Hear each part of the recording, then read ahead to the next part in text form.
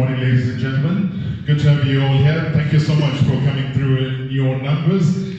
What an occasion today, and I think it's going to be one we will remember for a very long time. Unmissable moments. That's exactly the hashtag that we are going to be running. So make sure that as you take your pictures and you roll your videos, that the hashtag does continue. Hashtag unmissable, hashtag UCL trophy tour.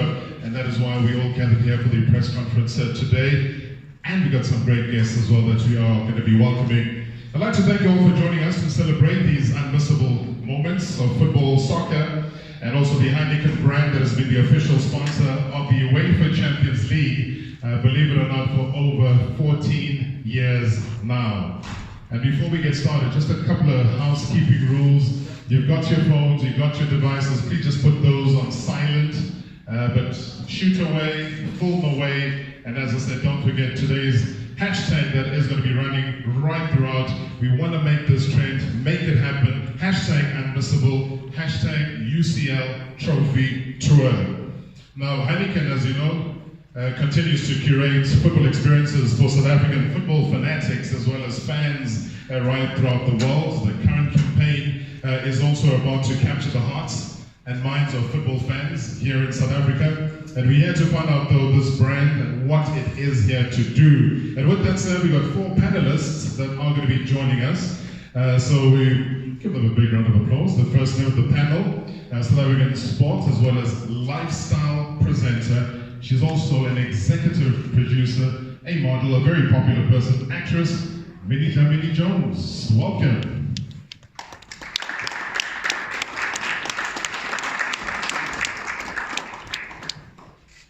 Thank you very much, Minnie. Now, the Heineken brand has also been a Uefa sponsor since the year 2005, and the sponsorship reaches over 220 countries, giving over 4.2 billion people around the world the best Uefa Champions League experience that you could ever find.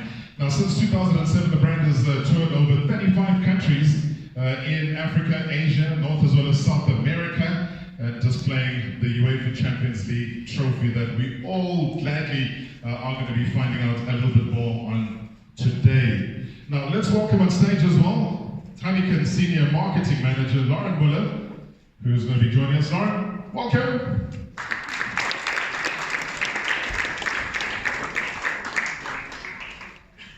And also let's give a hand as well. He's traveled into the country. Good to see that he's recovered to be here as well after all that flying. Richard van Poortvliet is here representing UEFA. Richard, welcome on stage.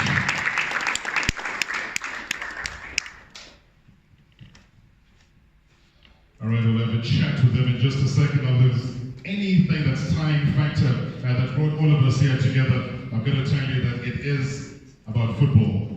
The biggest fraternities that are strong influence is our love of the game, and it's also the UEFA Champions League. I don't know about you, but I'm certainly thankful for when the Union of European Football came up with this amazing tournament, and it continues to capture the entire world. You see it, you'll be seeing it tomorrow. It gets to that business end of the tournament. Teams are going to be going home. That knockout stage, the second round kicks in proper, and that is when you get the real thrust of what this competition is all about. Now, all I can say is, he is here. Ladies and gentlemen, the trophy is here. What more can I say?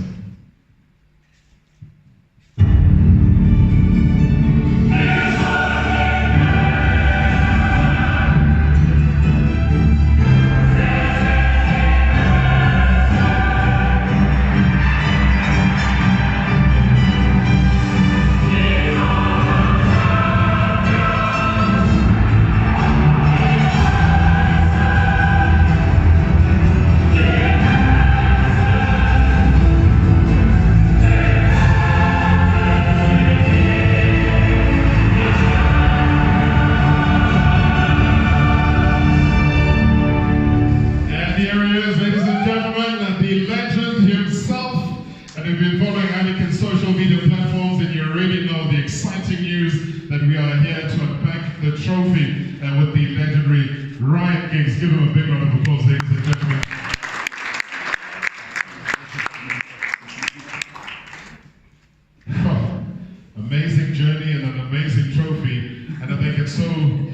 awesome that he can be here with us today. We'll tell you exactly some of his major achievements, because he's not called a footballing legend around the world for nothing. He's achieved so much, and we'll capture all of that as well. And we'll just to watch some of the greatest moments as well. There's so many of them, right? Maybe a little snippet, you don't mind that?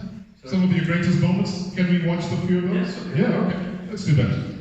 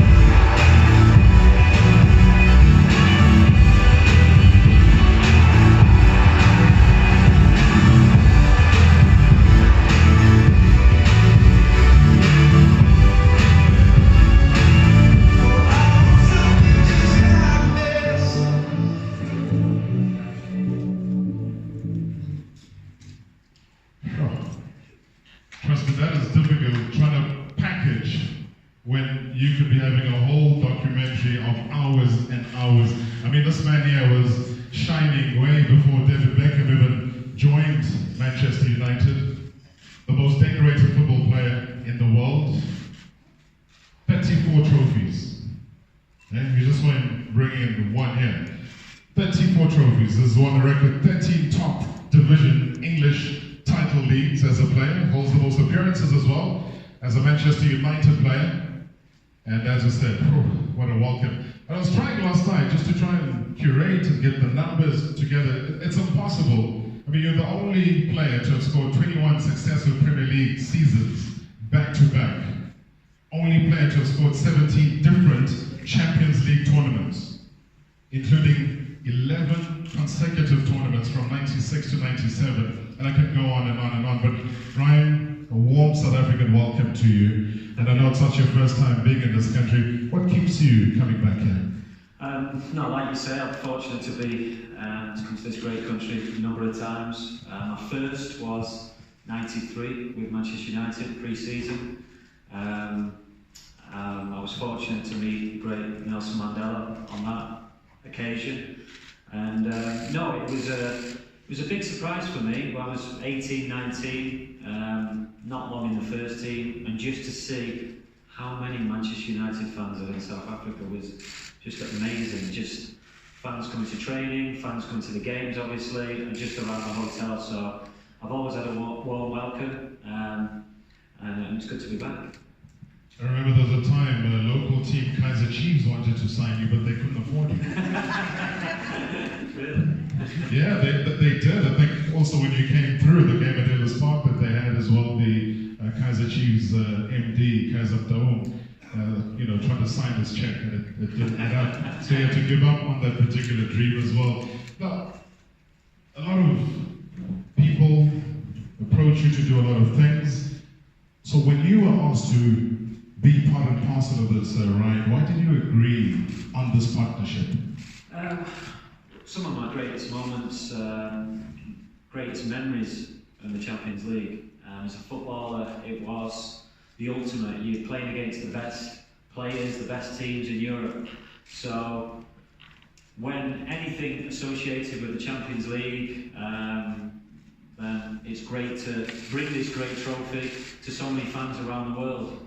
And together with Uefa and Heineken, I'm fortunate to be here, and for the fans of South Africa, Joburg and Durban, to see the trophy up live. Perhaps they'll never get this chance again, and I want to be part of that. And like I say, this is a special trophy, and it means a lot to me.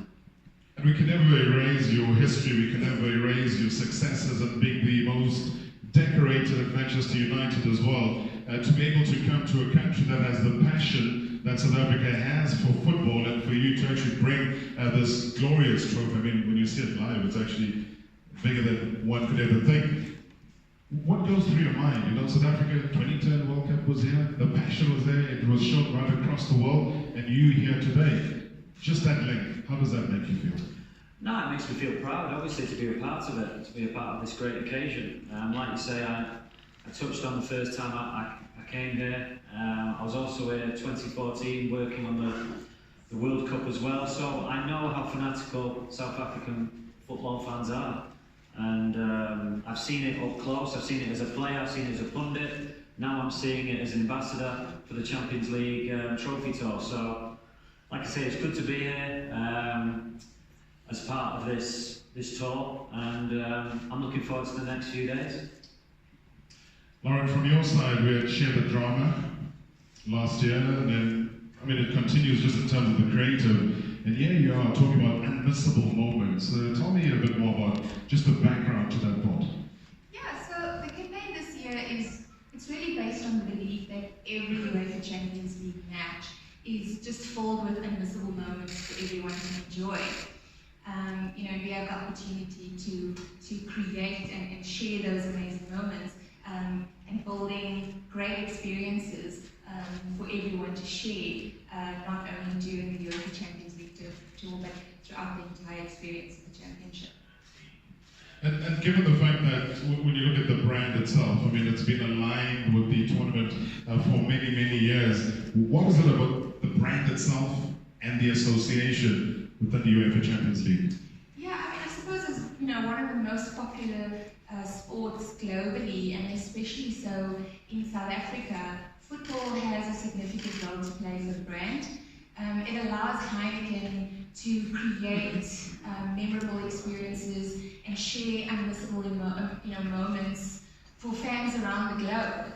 I suppose the partnership allows and encourages fans to enjoy UEFA Champions League matches, as well as share sort of the ritual, the moment of the match with Heineken as well, whether they're enjoying it in a bar, at home, or with friends.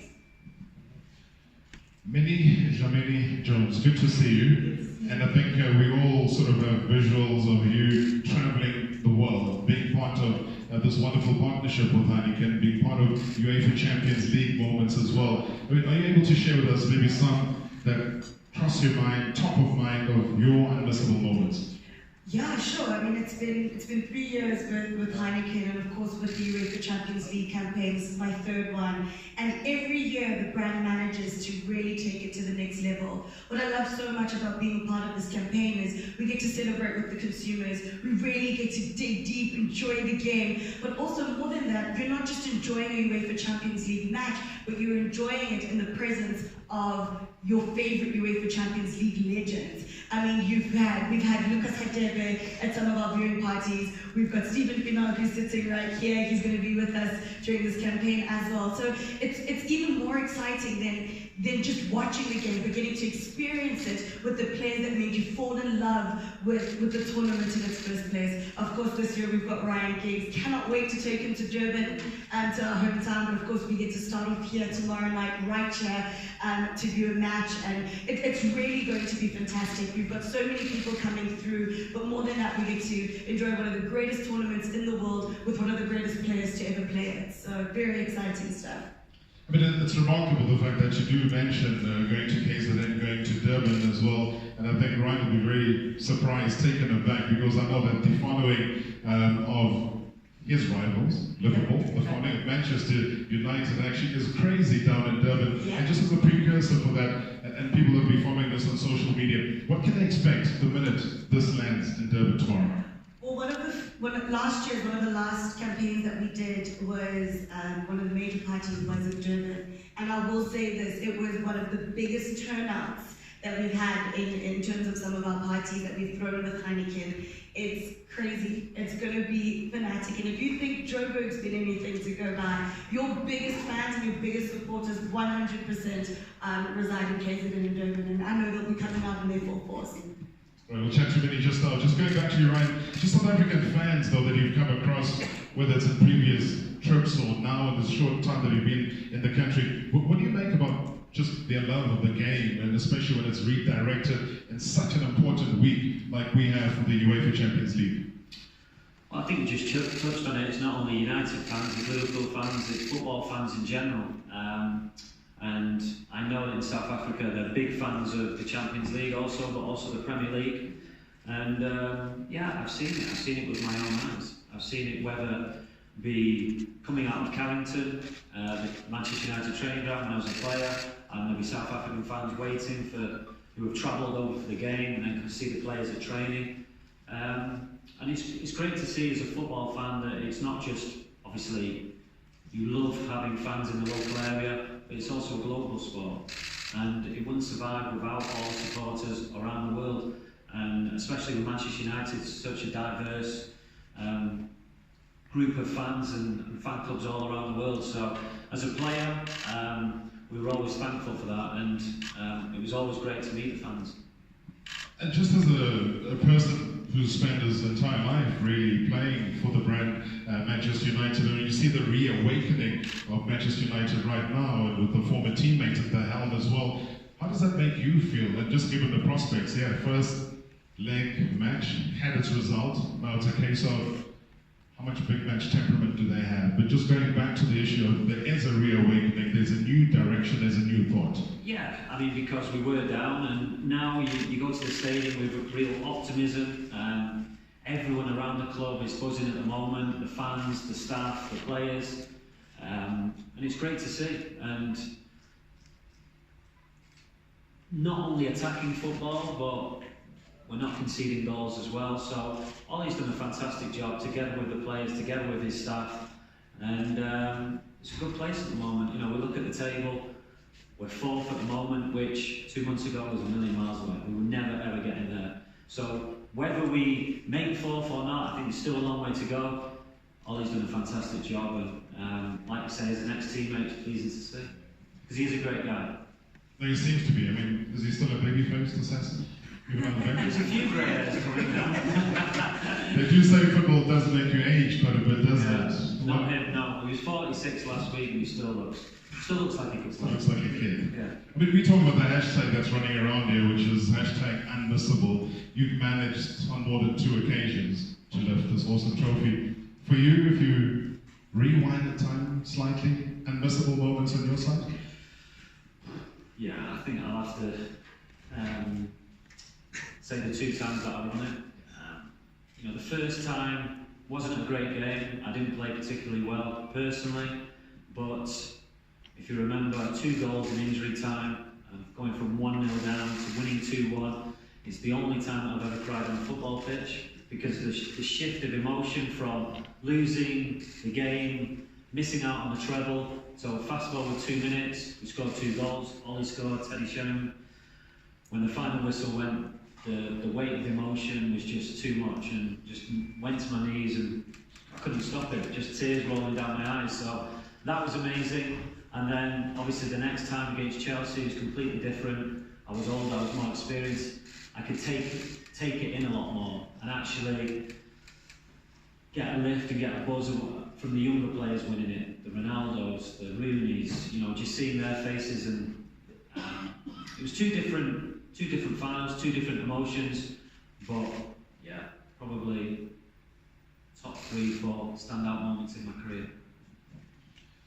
Unmissable. Remember the hashtag, keep that running through. Hashtag UCL Trophy Tour. That's the other option as well. Richard, you've come through. Welcome to the country, firstly. Thank you so much. I think it's your first time here as well. It is indeed, yeah. Yeah, good to see you. And you've probably had so many different run-ins and experiences, unmissable moments, Uefa Champions League, trophy tours as well. What stands out for you? First of all, I'd just like to say hello to everyone. I'm Kosi Sikalili, Africa.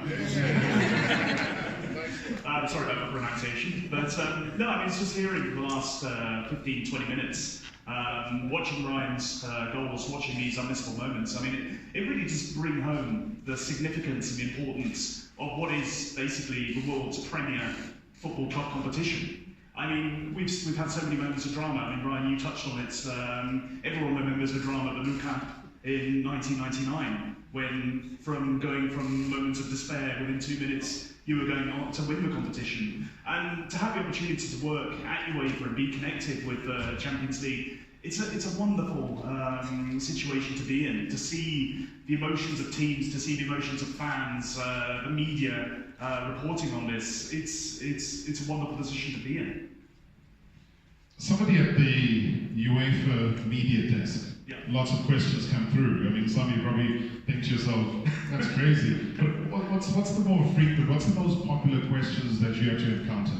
Well, I mean, how long's a piece of string? I think we could talk here for hours about that, but I'm sure you'd be much more interested to hear from Ryan and what he's got to say. But I mean, we get questions about a lot of different things. So, for instance, at the moment, getting up towards the business end of the Champions League, we'll be getting questions, for instance, about accreditation from the media. How can you credit yourself for the Champions League final? Because UEFA takes care of accreditations for just the finals. The rest of the matches in the Champions League are a responsibility of the clubs to accredit yourselves. We get questions about the access list. What's an access list? An access list is the list which basically tells you which teams will qualify for the next season's Champions League. We get asked about things like disciplinary, which can be difficult. We get asked constantly about all different things to do with the Champions League, and not just about the Champions League. For instance, we can be asked as who came up with the anthem, or how big is the trophy? Which trophy is this? So, for instance, this is the 5th edition of the Champions League. For instance, the last one was, this trophy was made actually in '67. I think Celtic were the last team to win the old version. So, plenty of different questions.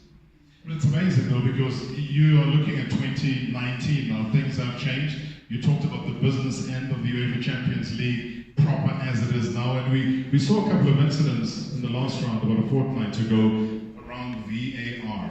Surely that's going to be one of the things. What are they asking you about it and its utilization? Well, as everyone knows, I mean, VAR was brought in from around 16, so what are we now, very early March, so literally two weeks ago, so it's in its infancy. And I think a lot of the questions the media are asking us is, how does it work?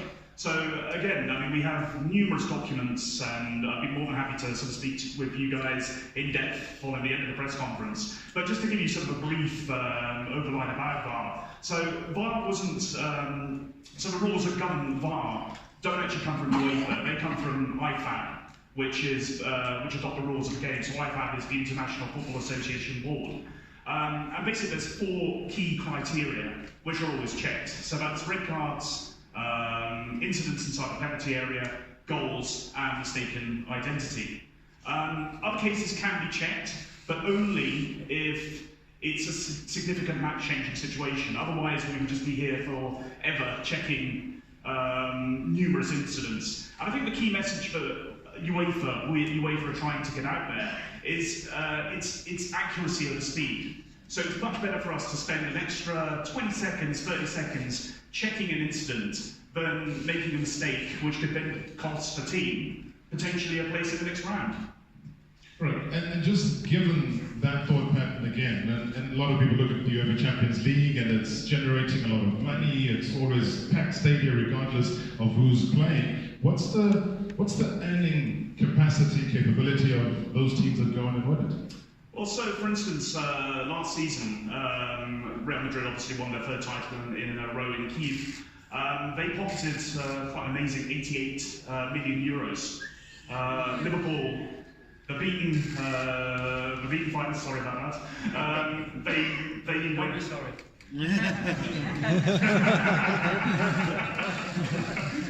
Good point. Sorry, what was that? Sorry. No. I want to hear that. Rewind. Gareth Bale as well, There's the Welsh connection right there. It was a decent goal, wasn't it? Decent. He didn't get voted best goal of the year. Yeah. Ridiculous. Sorry. But no, I mean, Liverpool, well, it wasn't all doom and gloom.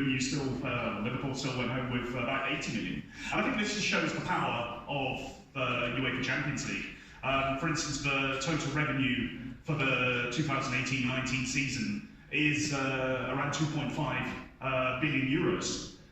This is the first of a 3-year cycle. So last season, for instance, that figure was 1.4 billion. So it just shows the interest from the broadcasters, the sponsors, have in this competition. And I think what a lot of people don't know is the fact that UEFA doesn't actually really make any money from the Champions League, because out of this 2.5 billion for this season, 2 billion basically goes in prize money to the clubs, and the vast majority of the others, the rest, is made in solidarity payments to clubs all around Europe, so that they can help to develop the game, to grow the game. So, yeah, I mean, it's a myth that UEFA makes a lot of money from this, because it's basically all distributed to the clubs competing and to the clubs across associations in Europe. Well, I guess that's why Ryan was talking about how the top four is going to be so important for Man United to be a part of it. You know, the difference between playing, Tuesday and Wednesday than playing Thursday night football is quite big, although there's still a lot of money there. Lauren, just quickly coming back to you, the trophy could have gone literally anywhere around the world. Why was it so important for South Africa to be part of this tour? Yeah, I mean, I think we've touched on it already. Football or soccer as we know it is such a significant passion point for so many South Africans. It's part of who we are. It's a tradition that really spans the landscape of our country. And of course, as we also know, South African football fans are incredibly passionate supporters of the UEFA Champions League. So really, it's really quite amazing that the trophy came to South Africa as part of the tour, and it really is quite an honour to be part of a team that's able to bring the UEFA Champions League trophy, the legendary Ryan Giggs, to share with our country. You mentioned his name. I was going to ask you as well that why was it so important for the brand, for Heineken, to partner with this massive brand called Ryan Giggs? Yeah, I mean, we know Ryan he's a global sporting hero. He really is respected for everything that he's achieved. We've said it earlier, he's one of the most decorated players in the game. He's played in 17 UEFA Champions League tournaments, having won 2 of them already, as we said. I think it's really quite obvious, his passion for the tournament, his passion for the game, really just makes him a perfect fit for Heineken. Talking about perfect fit, great footballer to great coaches is a very difficult transition to make, Ryan. We heard just now from Richard, talked about Real Madrid back-to-back UEFA Champions League. Zizou was a massive part of that. Zinedine Zidane is the coach. We've seen Thierry Henry branch off to Monaco, didn't last too long. Great player, great pundit, but then the whole realm of being a coach is a different thing altogether. For you, how's that transition been? No, it's been good. I've enjoyed it. It is different. You go from being a footballer, just basically looking after yourself, making sure that you're ready, to looking after so many other people, looking after obviously the players, your staff, the media, the fans. So it is different, but I'm enjoying it. And all I've done is do exactly what I did when I was a footballer, try and prepare as best as I could. I did all my coaching badges while I was still playing. And I'm lucky to be such a great job, to coach the country where you were born. It's a fantastic achievement for myself. I've got some good players also, so as anything, you need a little bit of luck, but I work hard and try and enjoy it as much as I can. But no, I'm looking forward to it. We've got a game in a couple of weeks, the European qualifiers start, so I'm excited for that. The ultimate for you, coaching-wise, what would that be? Well, it can't get much better than obviously coaching your country.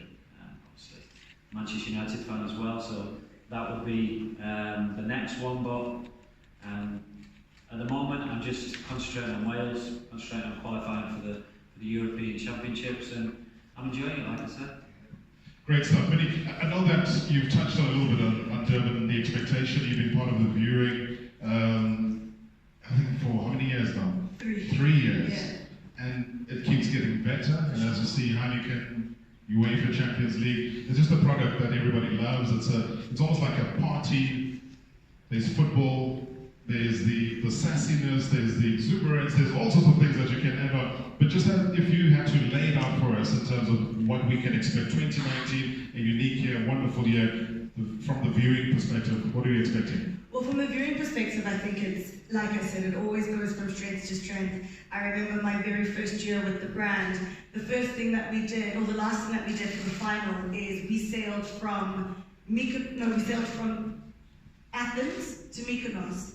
And we watched the game in the middle of the ocean, live commentary with Ronaldinho there as our legend, and of course enjoying, celebrating with Heineken and watching the UEFA Champions League match in the middle of the ocean. The reason why I bring this up, not to brag, is because Heineken is so set in making sure that these viewing experiences are really taking it to the next level. We all love watching football together. We all love celebrating it with the Heineken. But the reality is that sometimes it's so difficult to get everyone in the same room and get everyone together.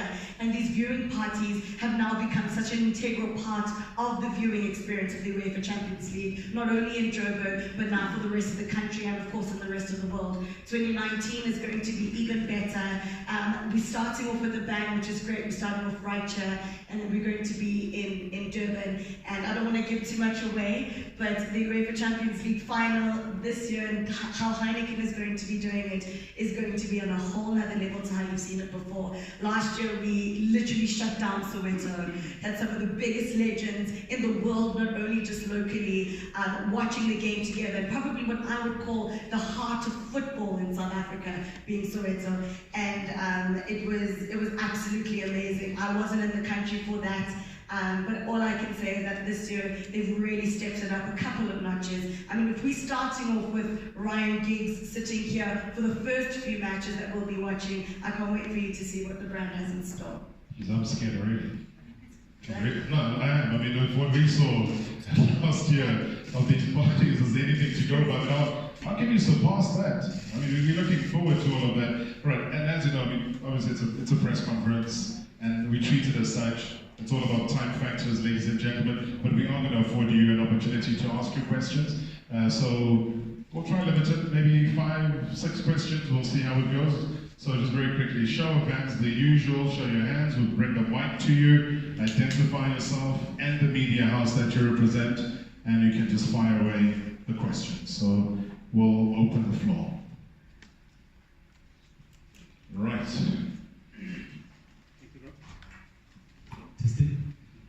OG from Supersport. Ryan, we talk about unmissable moments. I'm sure not a lot of people know. I'd just like to ask you if you actually considered it an assist or not. But in that 1999 final, you kind of miscued a shot before Teddy Sheringham actually scored that equalizer for United. Now, had you caught that perfectly, who knows, maybe it might have gone in or not. But do you consider that an assist which led to Teddy actually scoring that equalizer? First of all, I do consider it. And secondly, good job. If anyone knows anything about my football career, my right foot is just a standing on. But Messi does okay with that, doesn't he?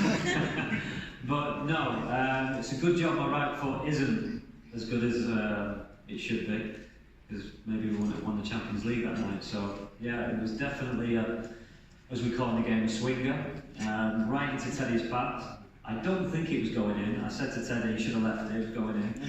But I don't think it was going in, but yeah, I count it as an assist, most definitely. I think it probably rates amongst the 162 assists that you've had, most in the Premier League. Great question, thanks OG. Any other questions? Right off the back there. Get the mic there. Yeah, morning ladies and gents. Sabir from Caxton Newspapers. Ryan, which Man United Champions League team is better, the 1999 group or 08 group, and why? Good question. Well, I think that the 99, because it achieved the treble, you've got to say that that is the best team, the greatest team, but the team that won it in Moscow was something as well. I think 99, we've got to say, but 99 was an amazing squad as well. You know, if you consider Roy Keane wasn't in the final, Paul Scholes wasn't in the final, we still won it.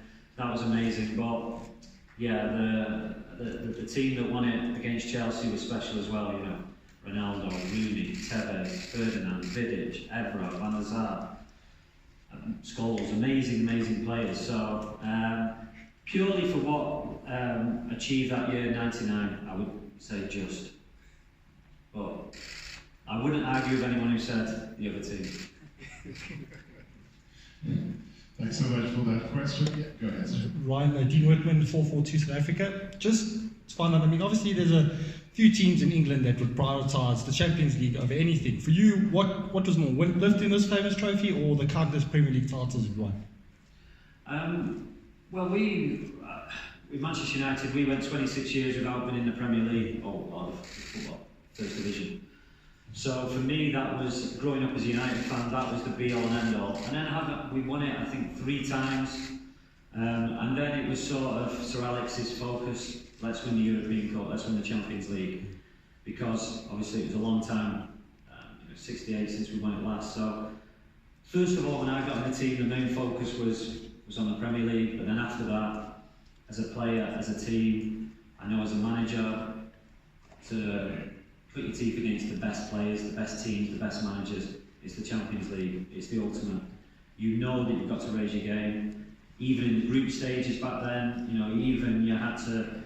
You know that you're going to play against the best players. For me, the best player that I played against was in the Champions League, and that was Javier Zanetti for Inter Milan. An amazing player. I played against Cafu. So for a player to play against these sort of players, it really sees where you are as a player, and you know that you've got to step your game up.